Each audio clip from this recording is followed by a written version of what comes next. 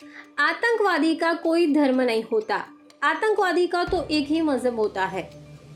अब समय आ गया है कि हमें सोचना चाहिए कि ऐसे हमलों को रोकने के लिए क्या करना चाहिए। हाँ जी, कहाँ हैं वो सो कॉल्ड इंटेलेक्चुअल, पढ़े लिखे और एजुकेटेड लोग, वही लोग कि आतंकवाद का कोई धर्म नहीं होता है, हर आतंकवादी अपनी मर्जी से आतंकवादी नहीं होता है, किन्हीं किन्हीं सिचुएशंस के कारण होता है या लैक ऑफ एजुकेशन के कारण होता है। देखो, ये बात तो सच है कि आतंकवाद का कोई धर्म नहीं होता है, क्योंकि आतंकवाद का मजहब होता है। लेकिन इस बार ये नहीं कह पाएंगे कि लैक ऑफ एजुकेशन के कारण कोई आतंकवादी होता है, क्योंकि इस बार तो आपके सारे भाईजान पढ़े लिखे डिग्री होल्डर थे, है ना।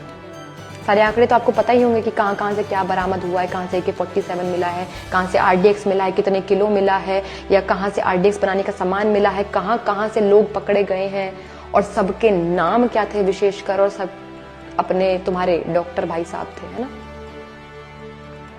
देखो, अब आप कहोगे कि नहीं, उस मजहब के सारे व्यक्ति ऐसे नहीं होते हैं। हाँ, ये बात ठीक है, लेकिन ये बात विचारणीय नहीं है क्या कि हर आतंकवादी उसी मजहब से आता है।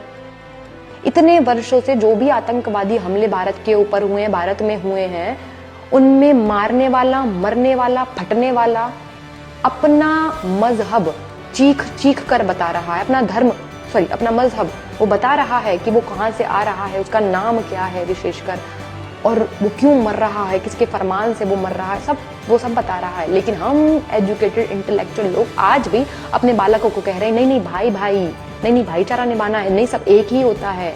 ठीक है, आप अपने बालकों को ये समझाइए, लेकिन एटलीस्ट उनको शत्रु बोध करवाइए। यदि इन सिचुएशंस के बाद भी, यदि इन धमाकों के बाद भी, इन आतंकवादी हमलों के बाद भी हम अपने बालकों को ये नहीं बता पाए कि शत्रु कौन है और मित्र कौन है, तो हमसे बड़ा बेवकूफ कोई नहीं होगा।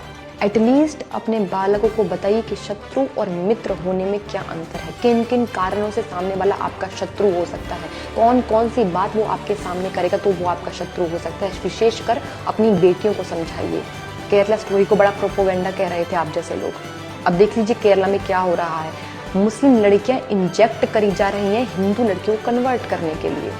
तो अपनी बेटियों को समझाइए कि सामने वाला कौन कौन सी बात करेगा, किस किस प्रकार की बातें करेगा, उनको केरला स्टोरी दिखाइए। तो हमें समझना होगा कि हो सकता है कि हर उस मजहब का व्यक्ति वैसा नहीं होगा, लेकिन आंखें तो खोलकर चलनी पड़ेंगी ना, शत्रु बोध तो करवाना ही पड़ेगा ना।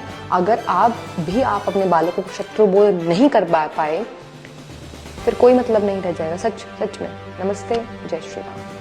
ऐसे आतंकवादी हमलों की खुलेआम निंदा करने के लिए कोई मुसलमान आगे क्यों नहीं आया?